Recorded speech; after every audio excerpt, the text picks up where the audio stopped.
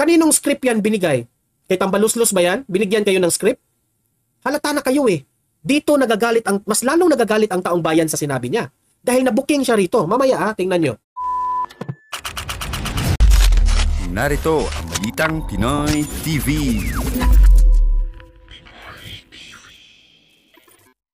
Okay. We are live ngayon sa ating YouTube channel. At pag-usapan natin itong, naku po, grabe. Itong House of Representatives at itong Malacanang ngayon, di umano, nagkalabuan na. Okay? Itong Malacanang, hindi po nagugustuhan nila yung mga ginagawa ngayon ng House of Representatives.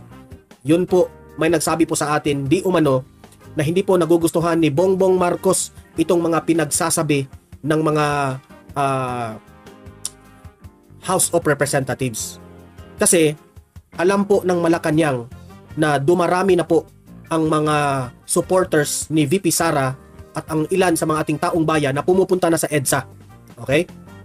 So, meaning to say, yung nangyaring usap-usapan na nag-trending na gusto nilang ipapa-impeach itong si VP Sara, hindi po ito nagugustuhan ng taong bayan. That led to the people na dumarami po ang tao sa EDSA at hindi po ito nagugustuhan ng Malacanang. May bali-balita na ang Malacanang ngayon medyo nagpanik na sila. Nagpanik na po itong Malacanang dahil dumarami na po ang mga supporters around from Luzon, Visayas at Mindanao. Marami na pong mga supporters ng Duterte at mga taong bayan na galit na po sa administrasyong Marcos. Kaya nga, si Bongbong Marcos, kung if you will try to analyze, nagpalabas sila ng drama, yung text messages na di umano, at inamin naman ni Bongbong Marcos na si Bongbong Marcos ayaw niyang merong gagawing impeachment laban dito kay VP Sara. Diba? Ginawa po raw sabi ng mga kaibigan ko na nagme-message sa akin at naka-video call pa nga kami, mismo sila gusto nilang i-control, damage control ang Malacanang. Damage has been done sa ginawa nila kay VP Sara at ni Attorney Lopez na that trigger the taong bayan na magagalit na at magtipon-tipon na sa EDSA. Ngayon, kinokontrol ang damage ni Bongbong Marcos. Pati itong House of Representatives rin, kinokontrol nila ang damage. Pero itong House of Representatives, nung lalo silang magpapamedya, lalo silang explain sa kanilang side, mas lalong lumalaki ang damage po. Yung damage control na ginagawa nila ngayon, mas lalong nasira si Bongbong Marcos. Instead na meron silang gagawin na damage control, mas lalong nag-damage ang pangalan ni Bongbong Marcos ngayon. Okay? Ipapaliwanag ko yan. Kasi itong si Congressman J. Kung Hun, itong feeling Superman, pinagbibintangan, akala niya siguro na itong gagawin niyang speech, hindi natin alam kung sinong script itong sinabi niya, inutusan ba ito ng Tambaluslos? Kasi sabi niya, nag-trending itong speech nitong si pilinggirong si Superman na si Congressman J. Kung Hun, na nagsimula ang lahat ng kaguluhan na ito dahil raw sa pangarap ni Vice President Sara Duterte. So, nagda-damage control sila kasi yung ginawa nila sa House of Representatives noong kinontempt nila si Zulaika Lopez, Attorney Zulaika Lopez, yun ang dahilan na dumarami po ang taong nagagalit na sa administrasyong ito. Tapos, hetong si Congressman J. Kung Ho na pilinggirong Superman, akala niya si Superman siya, tingnan niyo yung mukha, parang si Superman raw siya. Sinabi niya, hindi raw ito magkakagulo kung hindi sa maagang pangarap ni VP Sara na maging presidente. Which is, yung sinabi niya, sablay dahil nabubuking kaagad. Ipapakita ko mismo ang video na nabubuking itong mga pinagsasabi nitong si Congressman J. Nabuking siya dahil mismo si Senator Amy Marcos na ang nagsabi dito. Nagtrending siya, nagtrending rin yung sinabi ni VP Sara dito. Napahiya siya Napahiya siya dito. Itong press media na sinabi nitong si Kong J. Kong Hun ngayon, di umano nalaman ng Malacanang.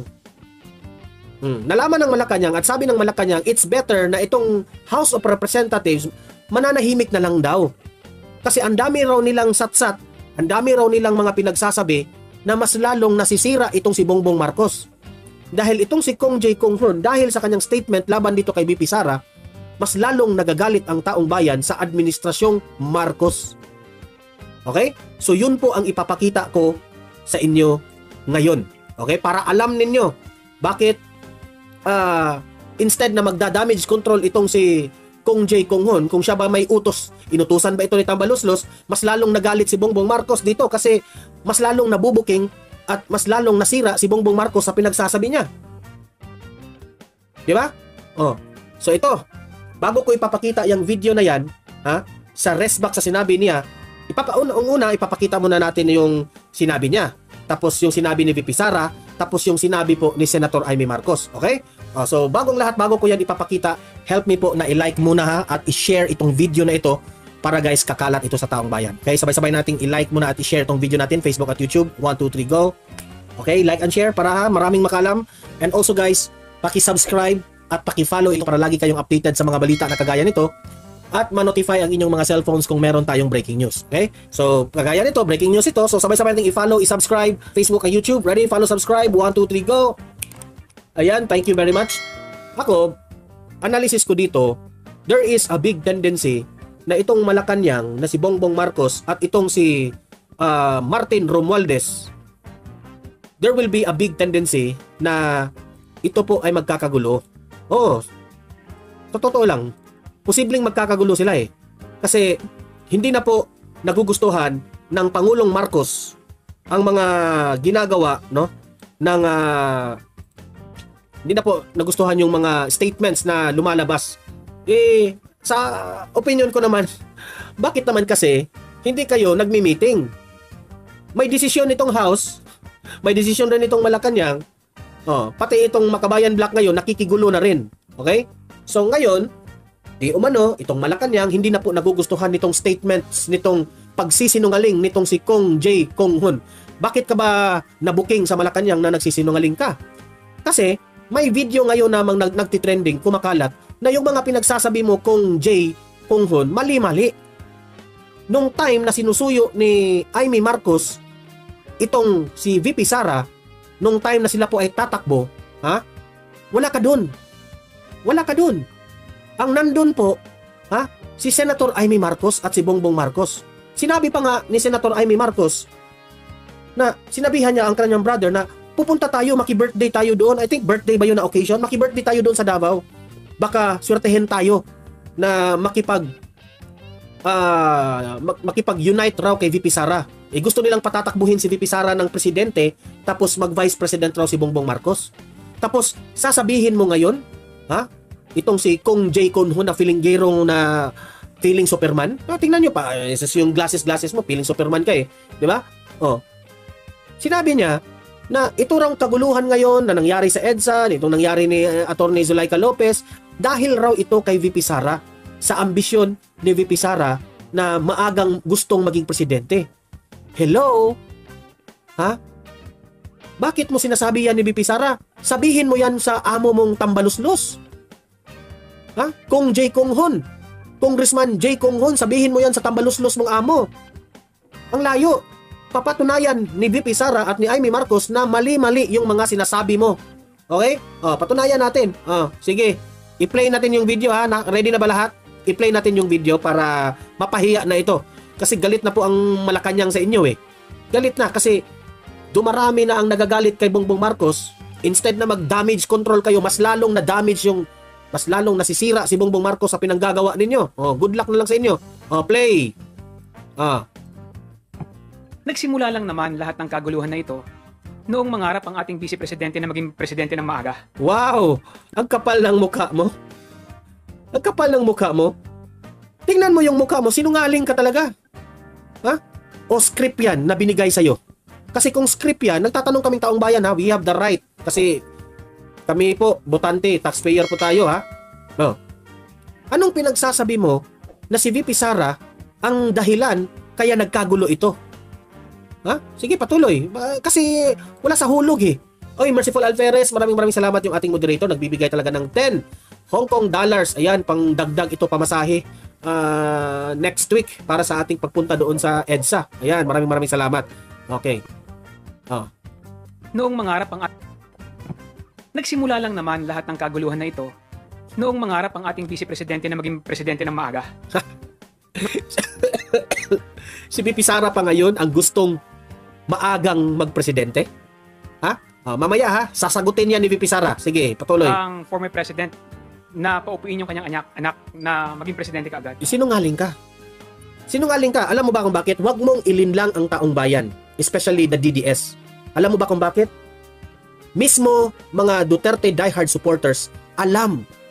Every media na nagpapamedia itong si former President Duterte, lagi niya itong sinasabi, hoy Inday Sara, huwag kang tumakbong presidente. Ha? Sakit yan sa ulo. Mismo si former president na ang nag-convince kay VP Sara na huwag kang tumakbong presidente.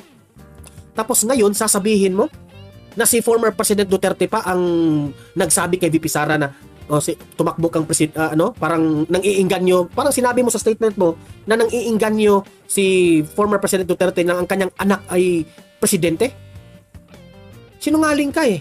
Hindi mo alam. Kaninong script yan binigay?